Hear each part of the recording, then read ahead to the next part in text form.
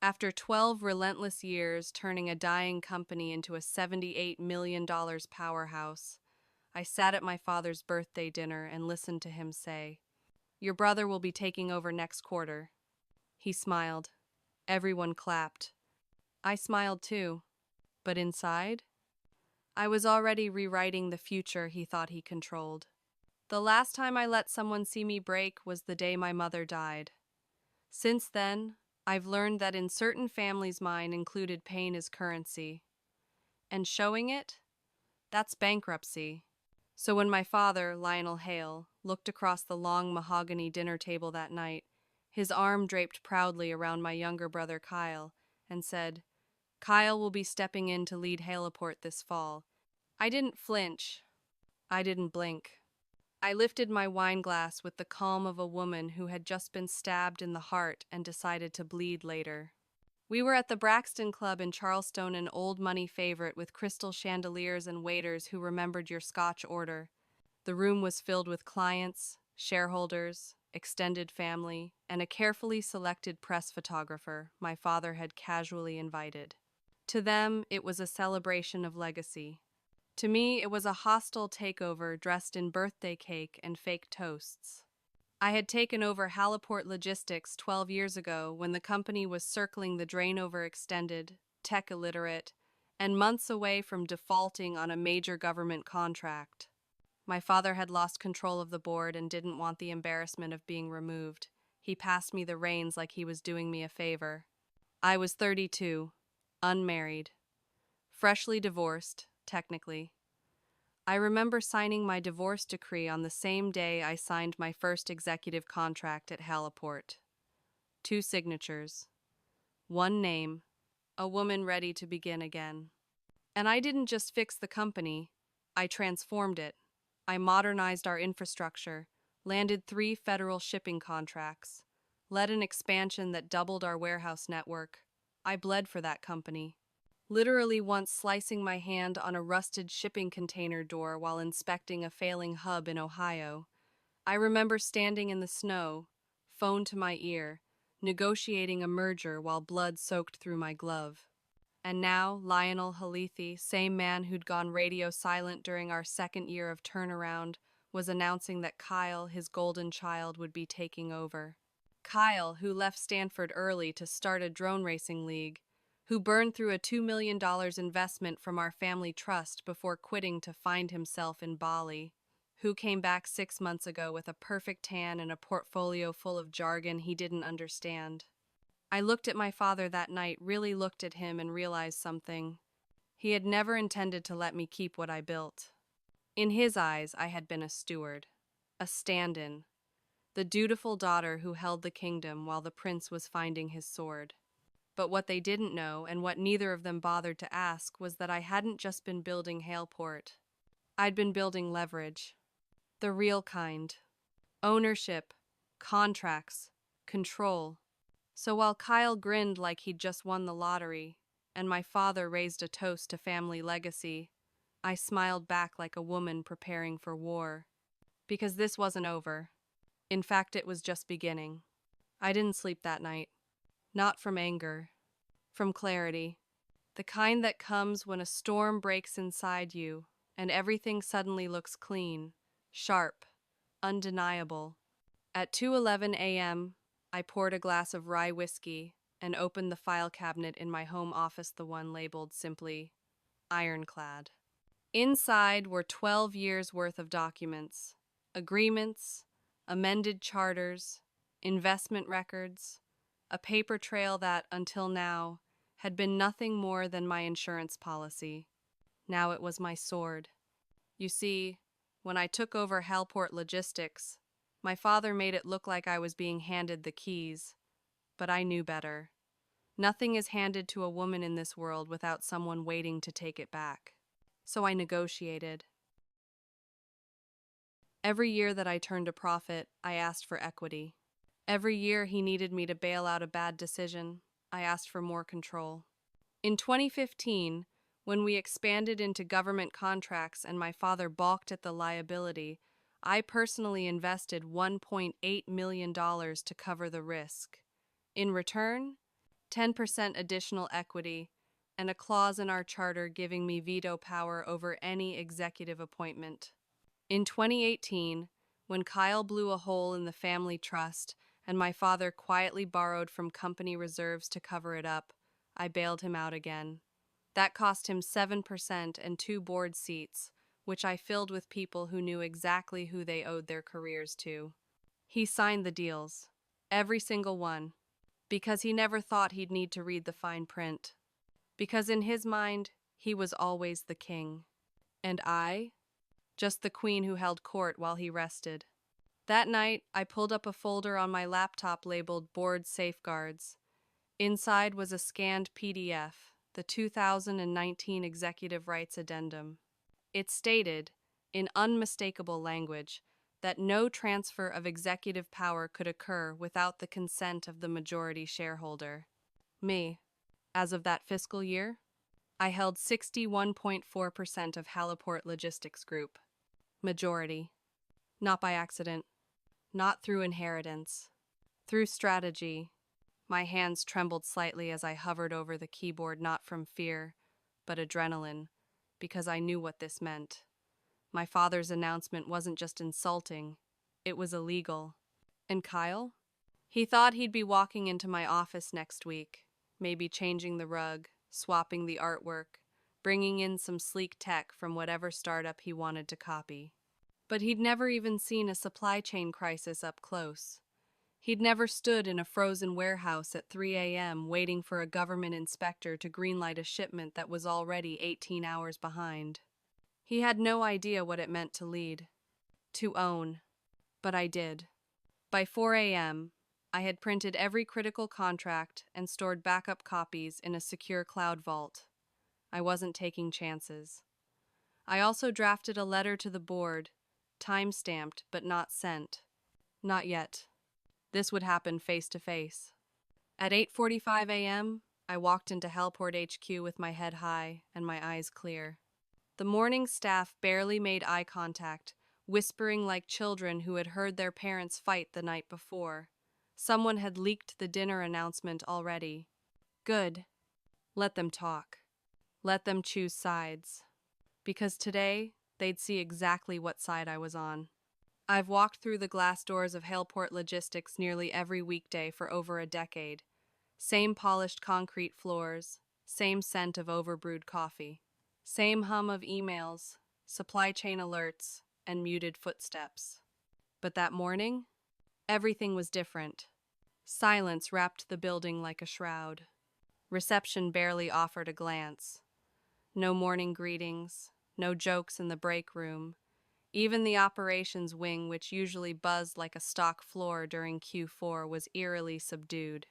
They knew, or at least they'd heard the whisper, Kyle Hale is taking over.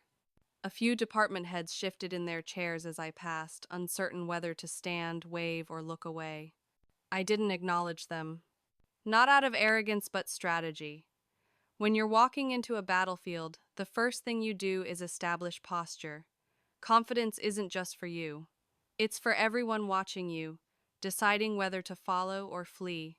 I reached the executive floor just before 9 a.m., the time when Hale meetings always began. Kyle was already there, standing outside my office like he owned it. Navy blazer, smug grin, holding a box under his arm like some cliched sitcom character. He actually nodded at me like we were in on the same joke. Big day, he said, teeth gleaming. I didn't reply. Just unlocked my door and walked in without a word. He followed, uninvited. Behind him came my father, gray-haired, still fit for his age. Tailored wool coat folded over his arm like he'd just descended from his throne to bless us peasants. Marissa, he said smoothly, I trust you've heard the news. I settled behind my desk, pressed the button on my remote, and watched the wall screen behind me come to life. Not with pleasantries, with power. The opening page of the 2019 Executive Rights Addendum filled the display. Kyle's smirk faltered slightly. My father's brows furrowed. I'm aware of what was said at dinner, I replied, voice even. But I'm not sure you're aware of what was signed in this office 6 years ago. My father shifted. Marissa, this doesn't have to be confrontational. No, I agreed. It has to be legal.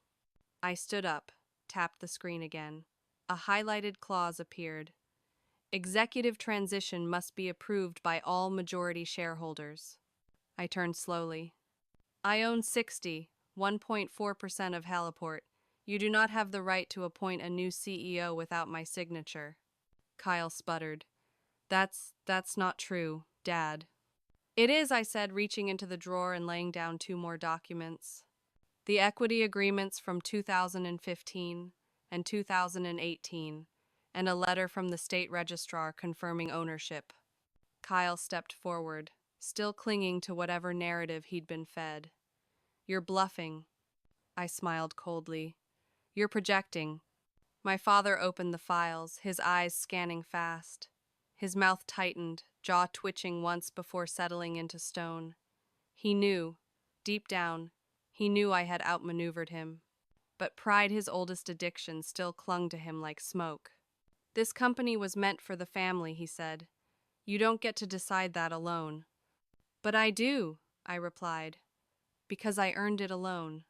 He opened his mouth to respond, but I cut him off with a gesture. You came here to stage a transition. I came here to ensure one never happens without me again. The door behind them opened again. Paulina, our legal counsel, standing with a folder in hand. She looked at me. Ready when you are, Marissa. I nodded. Let's make it official. My father didn't sit down. He stood in front of my desk like he had a decade ago, when I first accepted the role of interim COO. Back then, he'd offered it with a handshake and a smile that said, just until we find someone permanent. Except I never left. I didn't let the temporary title stay temporary. And now the same man who once told me, you're the only one who truly understands the gears of this machine, was staring at me like I'd just broken the machine in front of him. You're making a mistake, Marissa, he said again, firmer now. This isn't how families resolve things. I looked up at him, slowly closing the folder I had just shown Kyle, the one with signatures, share transfer receipts, and that critical clause locking executive authority to majority consent. No, Dad, I said evenly. You made the mistake. When you decided that bloodlines outranked leadership, when you assumed the daughter would step aside for the son. His nostrils flared, but he didn't argue, because he couldn't. Not logically. Kyle was still standing there, pale and quiet now. He'd stopped trying to play the role of heir and started absorbing the reality of what just happened. This isn't about gender, my father said, the classic fallback. I smiled thinly. You're right, it's about power. And the problem is, you thought I wouldn't notice when you tried to take mine. He leaned forward slightly, lowering his voice. You really want to do this? Humiliate your brother? Undermine your own family? I leaned forward too. I didn't humiliate him. You did. By preparing him for a crown he never earned, and I didn't undermine this family. I protected its only valuable asset, this company, from incompetence and entitlement. Kyle's voice was barely above a whisper. You're serious? You're really going to force me out? I turned to him, measuring each word. I'm not firing you, Kyle. You can stay. But not as CEO, not as EVP. You can have an advisory role, limited access. You'll answer to me. You'll earn your keep. He looked like I'd slapped him. My father stepped in again. You're treating your brother like an employee. He is one, I said, cold now. And so am I. The difference is I've worked every holiday season, slept in trucks, eaten out of vending machines in shipping yards, and renegotiated contracts from hospital waiting rooms. I didn't get here because I'm your daughter. I got here because I did what neither of you would do, the work. For a long beat, no one spoke. Then Kyle said, I'll go, you don't want me here anyway. And there it was, the escape hatch. Typical Kyle. Run when things weren't handed to him. I'll have legal draft a fair buyout, I said quietly. You'll be free to chase your next drone empire. He left without another word. My father lingered. His voice was softer now. I don't know who you are anymore. I stood, walking to the window that overlooked the Charleston port, the place I had fought to modernize. I saw trucks, cranes, real work. You don't know me because you never looked, I said without turning around. You saw what you wanted, a placeholder, a buffer, a daughter doing her duty until the real heir arrived. He stayed silent, which was just as revealing as anything he could have said. I turned to face him. You underestimated me, Dad. That was your first mistake. I picked up the intercom phone on my desk. Call the board, I said to my assistant. Tell them I'm ready. I should have known it wouldn't end in silence. The very next morning, I was sipping coffee in my corner office when the PR team forwarded me the press release. Crafted, polished, deceptive. It read, Haleport Logistics, a family-run institution since 1981, is undergoing an internal transition. We remain committed to legacy, innovation, and the values that built this company. While change is inevitable, our focus remains on the long-term vision shared by the Hale family. It didn't name me. It didn't acknowledge the power shift. And it certainly didn't mention the fact that Kyle had walked out, or that Lionel Hale had been legally and publicly outmaneuvered by his own daughter. No, the message was clear: damage control. They wanted to preserve the illusion that nothing had changed when, in fact, everything had. The email came from one of my father's old allies on the board, someone who hadn't yet realized where the real power lived now. I didn't call them. I didn't ask for a correction. Instead, I made one phone call to an old college friend named Theo Braddock, now an investigative business journalist at Marketline. He answered on the first ring. I've been hearing whispers. Is it true? I smiled. I'll let you decide for yourself. Within 30 minutes, I sent him a protected file. Inside were spreadsheets, scanned memos, and 10 years' worth of internal audit notes, some from my own laptop, others from legal reports my father had quietly buried. Because while I had been rebuilding Haleport, I had also been cleaning up. My father had hidden a lot over the years: bad debts, risky vendor contracts, even a temporary freeze on payroll during a failed expansion in 2016 that I had to quietly reverse with my own savings. I had taken the fall publicly more than once to protect the family name, but if they wanted to control the narrative now, they could do it with the full truth on display. The article dropped the next day, headline bold and brutal: The Hidden Battle Inside Haleport. How one woman rescued a sinking legacy and was nearly cut out. The story pulled no punches. It highlighted my leadership, the modernization, the profit turnaround, the saved contracts. It contrasted it against financial mismanagement under Lionel Hale's earlier tenure and the lack of experience in Kyle's resume. And it named names. Board members who had stood against me, executives who had tried to push the family unity line while backing an unqualified heir. The fallout was immediate. Investors who had been on the fence suddenly sent emails of support. Clients who'd been waiting to see which direction the wind would blow re-upped their contracts. And the board? Silent. Except for one call from Gwendolyn Pierce, the board chair. You've got control now, she said over the phone. And honestly, you deserve it. I thanked her, even though part of me knew she was hedging her bets. But I didn't care. Power doesn't require sincerity, just clarity. I released my own statement later that afternoon, simple, direct, and unmistakably mine. Effective immediately, I will continue in my role as CEO of Haleport Logistics Group. My priority remains the success of this company and the integrity of its leadership. We don't serve legacy here. We serve results. That quote ran in every major outlet from the Wall Street Ledger to Supply Chain Today. I didn't respond to my father's attempts to call. I didn't reply to Kyle's one-line email. You didn't have to destroy everything. Because they still didn't get it. I hadn't destroyed anything. I had exposed the rotan, left the structure standing. I wasn't here to preserve legacy. I was here to build one that couldn't be taken away. 2 weeks passed. Kyle took the buyout. Quietly. Predictably. He didn't even show up to clean out the desk he never actually used. HR shipped his things to an address in Austin that he'd scribbled half-heartedly on a form. I doubt he'll read the check stub. My father didn't resign. He simply stopped showing up. One day his parking spot sat empty, and it stayed that way. No farewell lunch, no thank you speech, no dignified transition, just absence.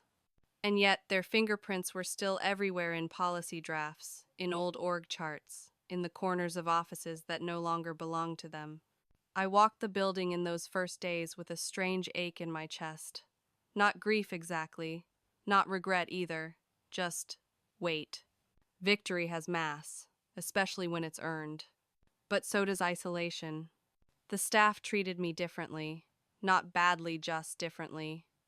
Some were cautious, others suddenly effusive in their praise.